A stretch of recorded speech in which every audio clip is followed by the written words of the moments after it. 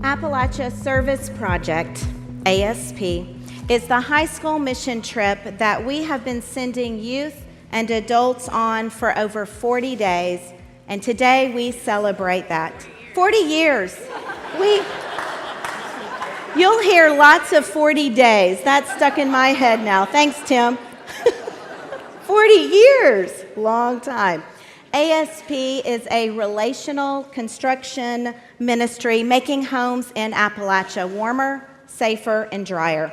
And over the past 40 years, youth and adults have spent 11 days traveling and serving, working on homes in the Appalachia area, doing things like building new floors, ramps for wheelchairs, adding rooms onto homes, digging holes, really wide, deep holes, putting in piers under trailers, repairing walls and ceilings, taping and floating, building French drains, and all sorts of other construction work that none of us ever imagined that we would be doing or able to do. All the while, work was being done inside the homes or out in the yard, building relationships with the families that lived there. Grandparents, parents, children, dogs, cats, chickens, pigs. It's more than a mission trip. ASP transforms homes and also transforms the lives of all involved.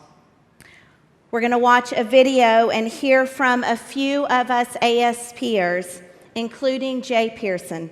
Jay was the youth director here 40 years ago and began the ASP ministry that continues here today. Okay, my name is Jay Pearson, and while I was Director of Youth Ministries here, I think I went 3 times. I'm pretty sure it was either 3 or 4. My name is Caroline Jones. I've been on ASP 5 times. Well, my name's Gordon Wesley, and I first went on ASP in 1994, and I've made 25 trips to Appalachia. I'm Kennedy Schulke, and I've gone 4 times on ASP the past 4 years. My name is Kathy Stone, and I've been on ASP 13 times. It was one of the most enriching experiences I think I ever had. I just have a lot of memories. I see those kids up on a roof, like Caroline, and I think, how did they manage to do that? Well, they managed it because Bert told them they could. He was the angel from God that invited me in 1994 to be a part of the ASP trip, and I became good friends with Bert, and he asked me to shepherd this ministry along when he decided to stop going on ASP, and it's just made a profound influence on my life. And you know, Bert, if he tells you you can do something, you better do it. I've had 2 times in my life when I felt God has actually come down and touched my shoulder and said, do this, or this is what you need to be doing, and they've both been on ASP. One of them, the first one, was on my first trip, and God said, this is what I want you to do. And another one is a little more detailed, but Kyle Tumeyer, our former youth director, was praying once, and I just felt God touch my shoulder and say, you should go this direction and help in this way. And those have been 2 profound experiences in my life, and they were all associated with ASP. ASP has shaped and formed me and had a lot of impact on my life. One is that I am now a pastor at this church.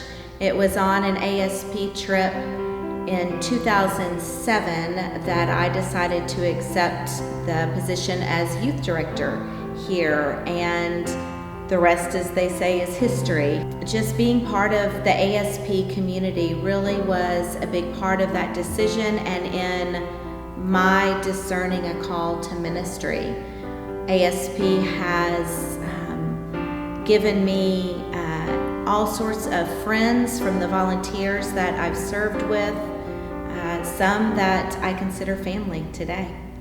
So my brother is getting to go for the first time this year, and I'm super excited for him to get to go and with all the other youth. And I think it's something that has been a part of this church for so long and should continue to be a part of this church, because it's a great experience and you definitely get closer with everyone on it, and you build relationships not only with them but the families you're serving. And I think that's the most important part of ASP. I know other people, I know you help the families and everything with their homes, but I think the relationship you build with them is something that'll last a lifetime. When we baptize a youth, we promise to help them grow in their service to others. And then we get to ASP and they go on that trip. And we teach them about serving, but these are opportunities for them to actually engage in service. And the important thing about ASP is it gets them out of their comfort zone, away from home, into a new culture, and they're more aware of what's going on around them and the experiences they're having. And I just think it's an outstanding way for the youth to experience service. I remember when we were coming back and trying to share the experience for the very first time, and we didn't have the words. ASP has shaped my sense of social justice, my sense of what it means to be a United Methodist, because it takes our faith and it puts it out in the world. And it was the first time I knew all that, but it was the first time I was able to practice it, and the first time I was able to understand that it's not about charity, it's not about going and fixing people's lives, it's about being in ministry with them and letting them minister to us, sometimes in more profound and meaningful ways than the work we were doing. But I think one of the things that happens to kids when they go to Appalachia is they really get the sense of what Jesus was trying to teach about taking care of those that needed you the most. And that when you looked in the eyes of the people from Appalachia, you were looking at the eyes of God. So I guess that's the main reason why they should keep doing it, because it's a lesson they'll never forget.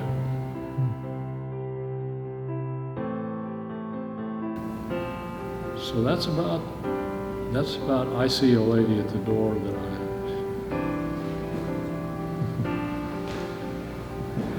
anyway, okay, are you off?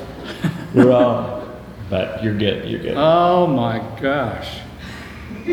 Oh my gosh. Two of the best human beings in the world. Oh my goodness. Oh, Caroline, how are you? I am well. It's good to see you. Good to see you Oh too. my goodness, it's just, Jay. Oh, I'm good. How are you? The reading today comes from the second chapter of Acts. When the day of Pentecost had come, they were all together in one place. And suddenly from heaven there came a sound like the rush of a violent wind, and it filled the entire house where they were sitting. Divided tongues, as of fire, appeared among them, and a tongue rested on each of them.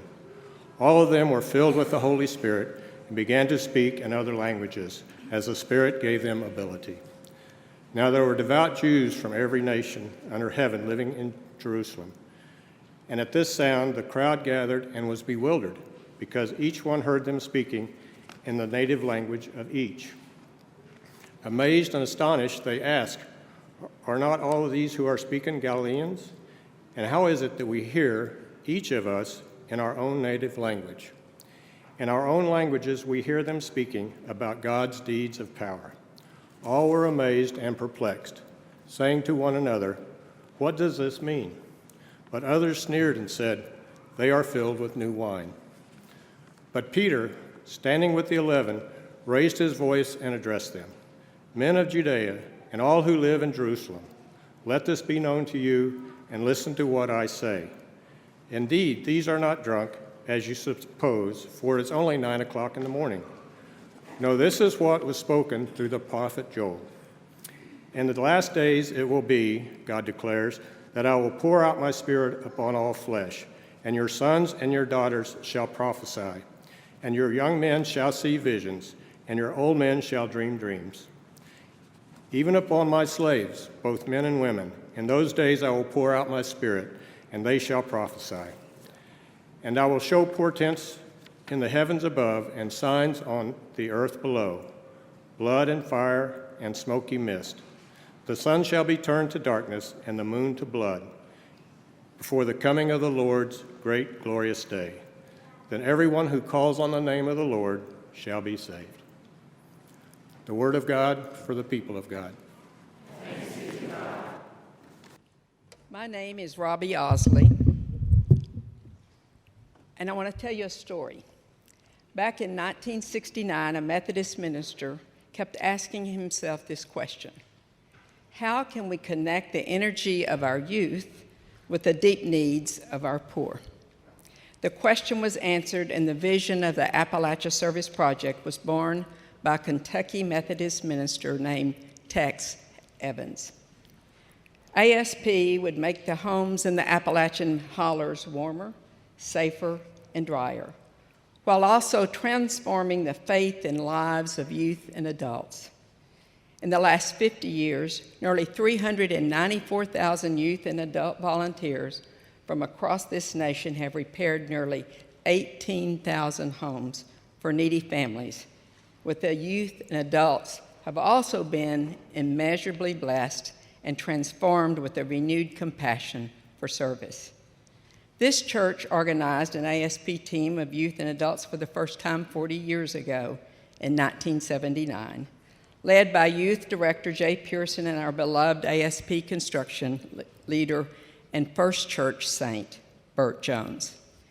In 1981, as the mother of a youth, I was blessed to share the ASP experience with my daughter Kelly and several other youth who are now in their 50s and with us today. In the years that followed, my husband Tom and I shared the ASP experience multiple times in the 1980s with our other 3 children, Amy, Amber, and Greg, as well as many other youth and adults who also honor us with their presence today. Then nearly 25 years later, in 2012, I, at age 68, felt the nudge, or some would say the call, to go again with 2 of my grandchildren, Janae and Hunter. So what is it about the ASP experience that has called and engaged youth and adults of this church for 40 years to sell ASP stock Sunday after Sunday and leave at a ridiculous hour, early hour on a Friday morning, to go to Appalachia, to sleep on the floor of a church or community centers while working long days in the hot, humid climate of the Appalachian hollers, making homes warmer, safer, and drier? Reflecting back over the years, I realized that being the hands and feet of Christ in a world so different from ours was an experience of spiritual awakening for so many of us who journeyed to the Appalachian mountain communities, building relationships with not only those we served, but also with fellow ASPers with whom we served. Back in the 1980s and 90s, the beloved Bert Jones, who led these ASP trips for over 20 years, was definitely the motivation for so many of us to go. Bert had the ability to be firm while also affirming, exhibiting bountiful grace and a generous spirit to those of us who followed him. Bert died in 2002, but we are honored to have his daughter Martha and son-in-law Bob with us here today. And before Bert died, he passed his hammer, a symbol of ASP, on to another big-hearted and compassionate soul, Gordon Wesley, who served faithfully as ASP construction leader for another 20 years. Thank you. The Appalachia Service Project's legacy has blessed hundreds of youth and adults from this church over the 40 years. And for most of us, whether it takes 1 or 2 strikes to finish the nail with the hammer, like Tim Deschner, or 10 or 12 strikes to finish the nail for people like me, the hammer has become the symbol of our love for and dedication to ASP.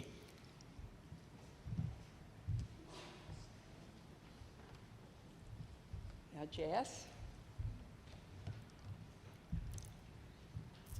May this hammer, a symbol of the ASP legacy, continue to be passed down generations after generations to draw the circle wider as we practice evangelism in action through the transformative spirit of love and compassion.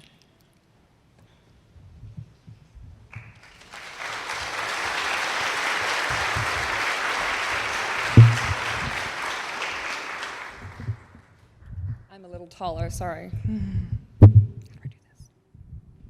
Okay. This is good? Okay. Hello, my name is Jessica. I was a proud 4-year First United Methodist youth volunteer in Appalachia. And then I decided to work on staff for 2 summers in college. And so when I think about what brought me back to Appalachia year after year, and back to ASP and construction, I definitely wasn't a 2-hitter of the nails. I never will be. I was more on the 12-hitter side. But what brought me back was what my mom later termed as communing with the kudzu. And if you don't know the Southeast or Appalachia very well botanically, kudzu is an invasive vine species that covers everything from forests, barns, school buildings, entire ecosystems sometimes. But it's kind of strangely beautiful and iconic to the region. And so I had a lot of these communing with the kudzu moments as a youth, sitting on top of a roof with a reciprocating saw, which is my favorite tool, at about 105 pounds, trying to figure out what I was meant to be doing and having some life conversation with one of our many surrogate dads who were our group leaders.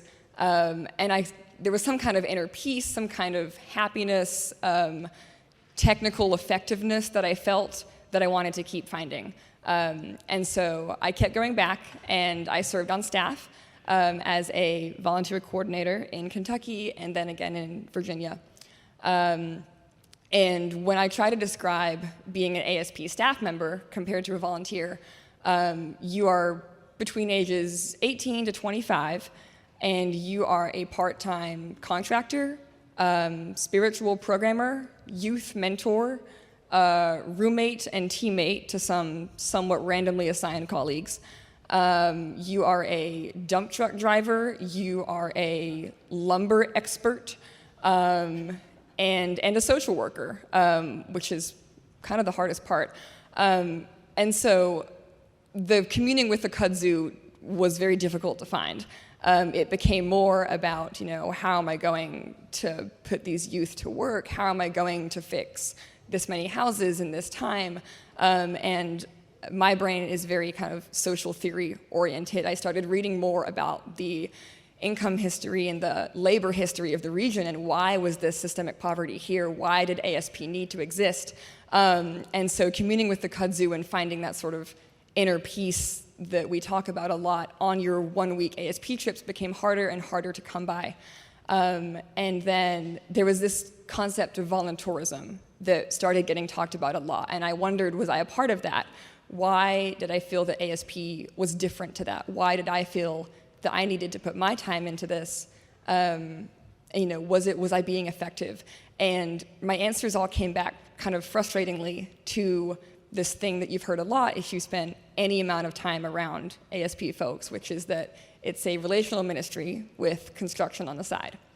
And as a center director, or whatever position I had, that's very hard to actually live when you're looking at the budgets and the timelines and your lumber for that week, and it's very difficult to remember the relational part.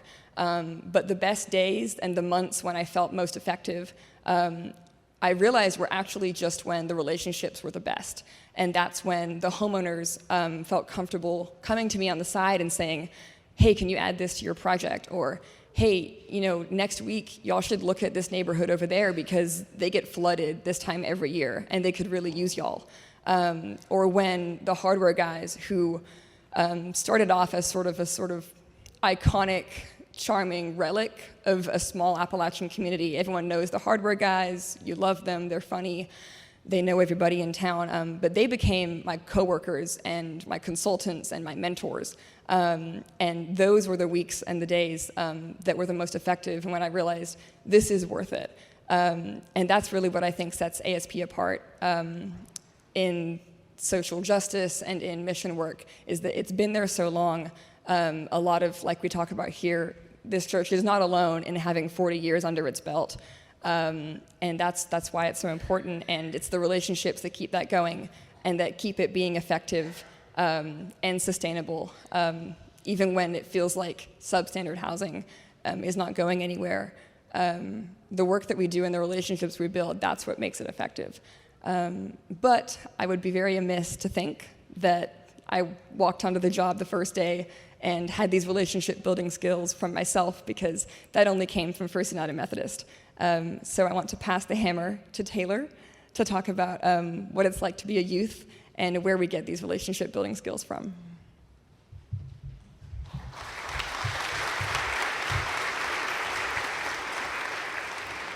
Hi, I'm Taylor, and I've gone on ASP 2 years as a youth, and I'll be going again this year as a youth again for my 3rd year. And I just want to start by saying that before I went on my first ASP trip, I did not want to go at all. I was so skeptical about it. I did not think I was going to be able to go help someone's family. I didn't think I was going to be able to do any of it. But after much persuasion by my mom, we came to an agreement that I had to go one time. And if I did not like it, then I didn't have to go again. However, after my first trip, when I got back, I could not wait to go again the next year. I was so excited to go with my friends and meet all the new families and just start building those relationships that happened during ASP. One thing you may not know about ASP is that we spend 3 days going and 3 days coming back in a van without our phones and not much to do. So coming up with things to occupy our time is a big challenge. Some things we like to do are play games you may know of, like Spoons or Uno, Go Fish, and we also play games you may never have heard of, like Beaver and Yellow Car and Presidents. And after we get bored of Presidents after we played about 30 times, the adults reluctantly let us play our Hannah Montana. And then after everything else fails, we just sleep. A great thing about this trip is the learning experience that comes with it and the relationships that you build throughout. Although this trip is centered around construction, that's just something that you do on the side, and it's mainly about the relationships. One of my favorite parts about ASP is building the relationships with the families that you meet one day, and then at the end of the week, they're basically your family. Each year, I've been fortunate enough to have young children at my site, and I really enjoy making a strong connection with them.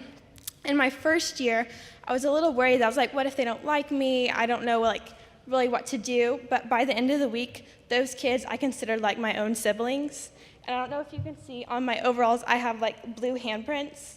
And at the end of the week, after we had done all our work and painted all the walls, the kids, we had a little extra paint, so we decided that to make a memory so we can remember them, we did the handprints on our overalls so we can remember the kids. And it's just really touching to me that we were strangers at the beginning of the week for them, but at the end of the week, not only did we consider them our family, they consider us our family as well. In addition to all the things that I've talked about, we also do work, not just relationships. We strive to make the people's homes warmer, safer, and drier. And so, for example, last year my team and we spent all week on a roof that was leaky, replacing the roof for a family that was about to have a brand new baby. So it was nice to know that we were helping their family be more safe in their environment and their home to raise their new children. And one thing that really stood out to me is that we were building a roof, which is a little challenging. I did not think I could do that. And one thing we did to make it fun and have like a good time was we were putting all these rafters on the roof. And so it's a little scary. And to make it interesting, we would write quotes on them. So we'd write like funny little jokes that we had or just encouraging messages when we were throwing them up on the roof so they could be screwed in. And that was a nice way to like strengthen our relationship among our team, because we had like those memories together, and then those memories would be there forever because they're permanently on the roof. And then growing up in Austin with a comfortable family and not really knowing about all the things that happen, ASP really opened my eyes to see that not only everyone in the U.S. has the fortunate life that we live here, and that there are churches outside of Austin, all churches all around the nation that go to other countries to help or they do all sorts of mission trips abroad or overseas to make an impact, but it's nice that ASP focuses on here, home, so we're able to help our people in our own backyard with things that they're struggling with. And then the first 2 years I went on ASP, I was lucky enough to go with my sister, Madison. And then this year, I get to go with my mom, who's going for her very first time. And then next year, which will be my last year, I get to go with my little sister, Sheridan. And so our family is passing the hammer, and I hope that your family will pass the hammer as well.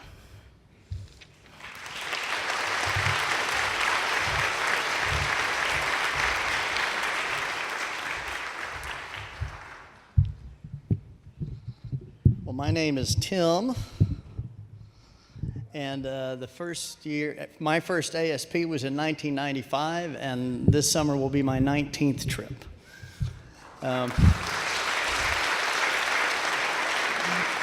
If you really want to applaud, Gordon Wesley has been 25 years. So,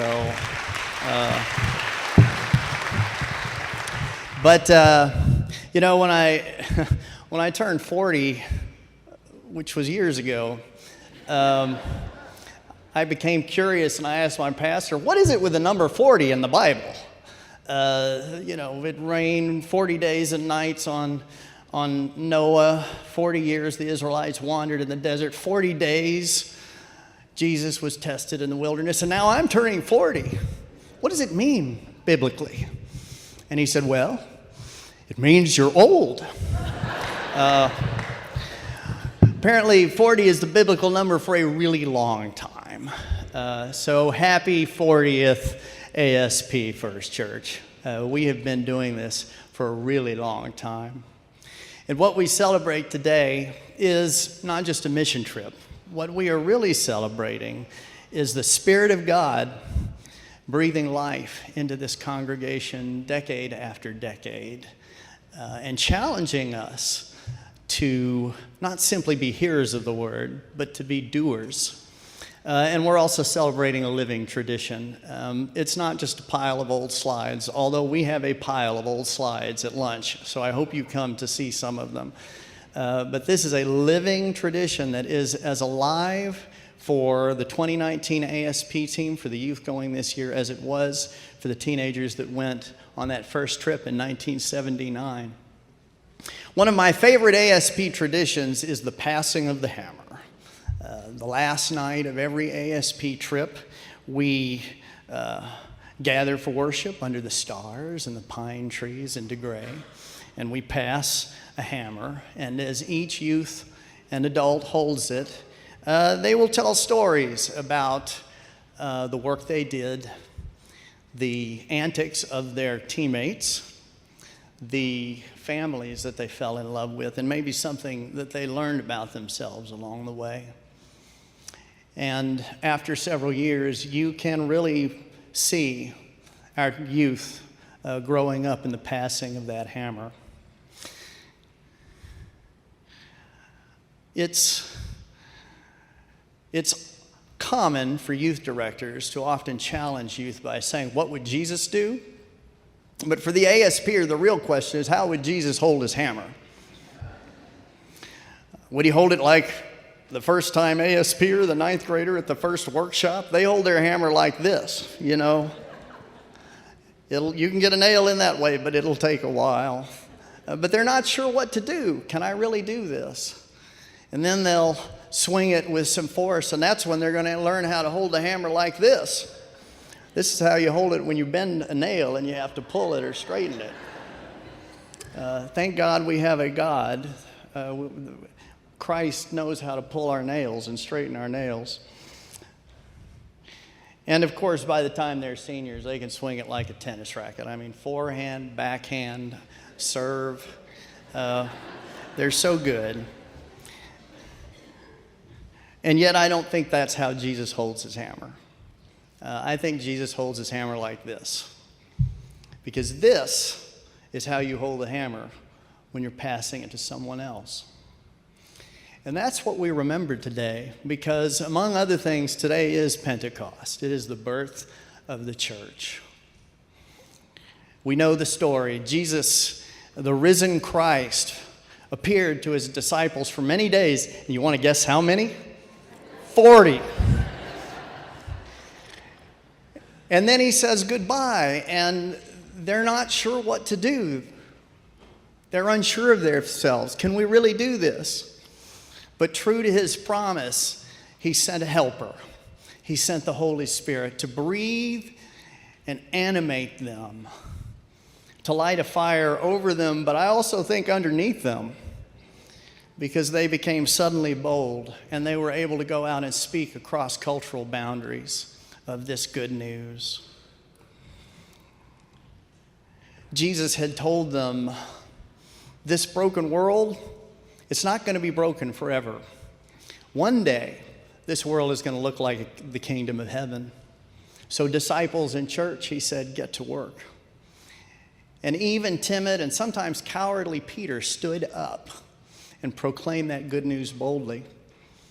And I believe that in 1969, that same empowering, animating, activating spirit breathed into the heart of Tex Evans, a retired or a very folksy Methodist pastor who loved the people of Appalachia and their culture, and who had ultimate faith in the energy and the idealism of young people. And he took the hammer that Christ passed him. And now this summer, 15,000 volunteers, most of them under the age of 25, will go into the hills and hollers of Appalachia to make homes warmer, safer, and drier. And I believe that in 1979, that same empowering spirit breathed into this congregation, and particularly into the commanding presence of a retired Air Force colonel by the name of Burt Jones, a father figure and a mentor to so many in this congregation and in this room today. He picked up the hammer that Christ had passed him, and he led this very proper first church to a ministry of dirt, sweat, and blisters. And since that time, we have passed that hammer that Christ gave us on the work sites. We have passed it up the ladders. We have passed it underneath the foundations. We have passed it across the rafters. We have passed it around those circles every year, from year to year.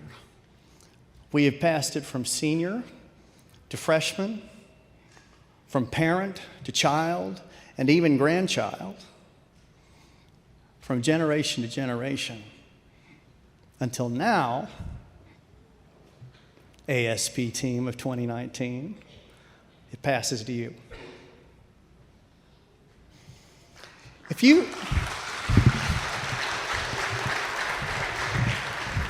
you've ever been on ASP before, would you please stand up? If you've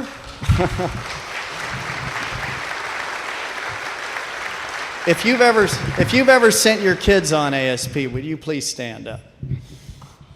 If you have ever been a prayer partner for someone on ASP, if you have ever made a quilt for one of our families, please stand up. If you have ever bought stock, please stand up.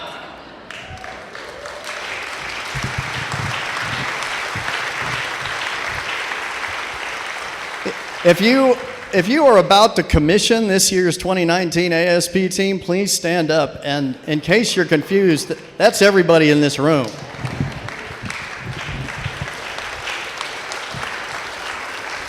And if you're on this year's team, I would like you to look around this room, because I know, as Taylor said, that this is nerve-wracking. When you go, especially for the first time, you think, can I really do it? But I want you to know that you have helpers, because when I look across this room, I see the power of the Holy Spirit that has breathed life, that has animated us, that has empowered us. Because as Christ said, that one day this broken world with the broken houses and the broken communities, the broken homes, the broken relationships, it's not going to be broken anymore. One day, this earth is going to look a lot like the kingdom of heaven. So church, we better get to work. Amen.